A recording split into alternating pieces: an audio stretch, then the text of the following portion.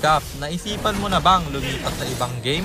Abangan sa dulo ng video na to dahil doon natin yan pag-uusapan. At para naman sa mga bago lang sa page, ang ginagawa po nating content tuwing 9 PM ay 1 game per day, solo, rank, game. At ang goal natin sa content natin na to ay mag 100 win streak. Hi guys, nandito na tayo sa 337th day ng 1 game per day. And ang plan din natin bago yung game na to ay 286, 50, 286 wins and 50 losses. Sa game na to, last pick na naman tayo. Ang kagandahan bro, SMWitch agad ng kampe. Leomord ulit ang ating pick kasi sa mga hindi pa nakakaalam, ito yung hero na kaya nating ipambuhat sa Legend at Epic ng solo. So ayun, nandito na tayo sa pang 337 araw ng isang game kada araw. Digmaan na! Ang rotation na ginawa ko dito ay red first pero uminvade yung mga kalaban dun sa blue. Kaya atin na silang hahabulin. Makakatakas yung Kagura pero yung Johnson na lang ang ating bibigyan. Napa-vengeance pa siya pero may tulong ng Nata at babagsak yung roamer nila. Sabay diretso sa top kasi Hanabi ating nakita. Hindi man siya nahila, may Natalia naman na makakakill sa kanya. At syempre babasag tayo ng Torre kasi wala yung gold chain nila. Pero dito nawala ako sa focus at nahihit ko na pala yung Karina kaya ako'y nabigyan niya sa loob ng Torre. At kailangan natin bumawi kaya dumiretso tayo dito sa Turtle. Missing yung retry holder nila kaya walang contest na magaganap at libre natin tong makukuha. Sabay diretso sa top kasi yung Johnson at Hanabi nila ang lalim na. Mamamatay yung isa at yung Johnson isusunod ko pa. May vengeance siyang gagamitin pero katulong ko yung Melissa men at wala na siyang magagawa. Wala na siyang kawala.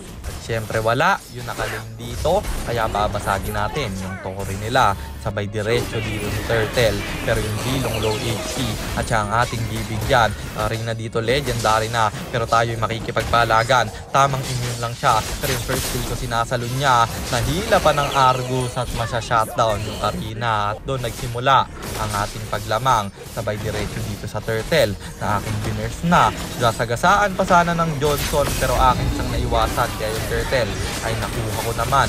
Pero hahabol tayo kasi yung Hanabi dito ang lalim niya. Kaso may Aegis, may respo ng Kagura at may Karina pa. Kaya na-shutdown ako doon pero nakuha ko naman yung Turtle kaya okay na yun.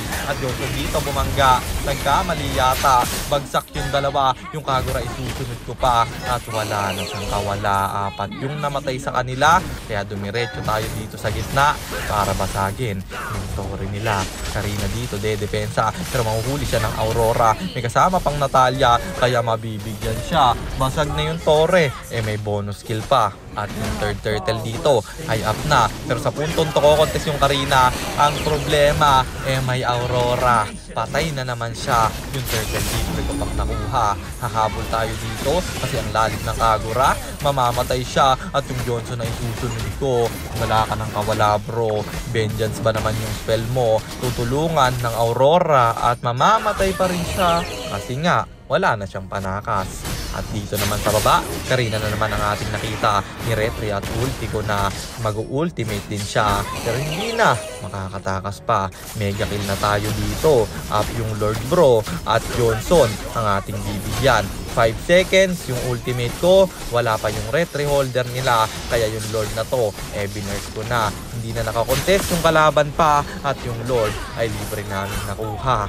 Dito naman sa gitna, Zilong mananakbo. Aking hahabulin, sasagasaan ng kabayo men at masyado kong mabilis para makatakas ka. Sabay diretso dito sa baba kasi patay nga yung Zilong nila kaya dito'y walang dedepensa. At ang daya ng nakakorrosion na Leomord, napakabilis mag-push men pero yung Zilong dito nagalit. Gusto niya tayong bawian pero ako'y nakipagpaluan. Ang problema ang lakas ng lifesteal niya. Nasundot pa nga. May respo ng Karina. Siguro kung 1v1 lang kami patay yon pero rumespo yung Karina kaya ako yung namatay doon. At medyo nag-alangan din ako na pumalo sa kanya. Siguro kung pinalagan ko agad baka siya pa yung naunang mamatay. Pero yung Lord dito ko-contest yung mga kalaban at nandito na rin yung Zilong. May stun ng Aurora at siya ang unang babagsak. Hinabol ko yung Kagura pero yung Karina nasa likod lang. Tayo makikipag-retrihan at advance yung retry namin pareho. Hanabi pa ka ang nakakuha bro at dalawa yung namatay sa kalaban. Tumatlo pa nga at sa amin tatlo din. Medyo lugi kami sa trade na yon kasi nakuha na nila yung Lord, patay pa kaming tatlo. Pero nadepensa naman ang madalian yung Lord at yung Johnson lumalim, mapapa-winter truncheon pa pero wala pa rin kawala. At ito na, kapagawi ng ating hinahanap kasi Karina dito, aking naabangan, makikipagpaluan. Nandiyan naman yung Johnson, niretry ko na at papalag pa. Meron akong winter truncheon pero masyado silang marami, napabahay Encel pa nga at sila pa yung napahamak. Johnson dito, pulahan na rin, mamamatay ba? Mukhang tayo pa yung mauuna pero may immortality at may rose gold akong bibilin. Mabubuhay pa yung Johnson pero hindi na hinayaan ng Aurora at papalagan ko pa sana yung Kagura nila dahil may rose gold tayo, kaso hindi natin masyadong nabawasan kaya in-out ko na lang at diretso dito sa Lord. Nabiners ko na rin at libre ko tong nakuha men. Habang yung Lord nagmamarka na sa gitna, kami ay tamang abang na. Pinasok ko yung Kilong, siya ang unang babagsak. Johnson mag-isa yung natira. Yung Hanabi nag-iintay na mabuhay siya. 2 segundo nandyan na rin. Pero tower lock na ang call ko men. Sobrang bilis ko mag-push. Wala silang nagawa. Kaya natapos ang laban at panalo na naman tayo. Kaya ang standing na natin ay 287, 287 wins and 50 losses. At Legend 5 1 star na tayo, 5 win streak na rin, kaya 95 na lang ay 100 win streak na. At sagutin na natin yung tanong ni Tropa. Naisipan ko na daw bang lumipat sa ibang game kasi nawawala na siya ng gana sa Mobile Legends? Ang sagot ko dyan guys, hindi.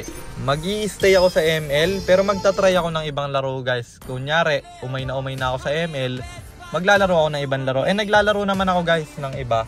Pero hindi ko ginagrind. Talagang pangtanggal umay lang kapag sobra na sa ML.